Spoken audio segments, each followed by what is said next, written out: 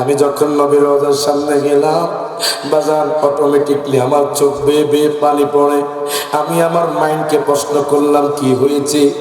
দয়াল নবী তো সামনেই আছে, জোরে কান মারহাবা। দয়াল নবী তো সামনের মধ্যে আছে।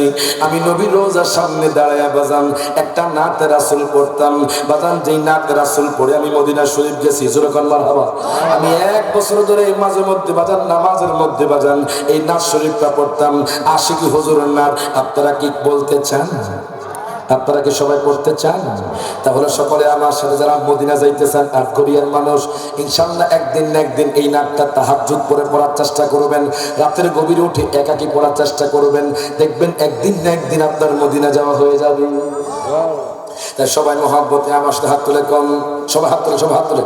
আমার বুঝে মনার বুঝে মানে না, বুঝে মনার বুঝে মানে না, যেতে চায় ওই মদিনা, মনে রাশা পোরা রাবা।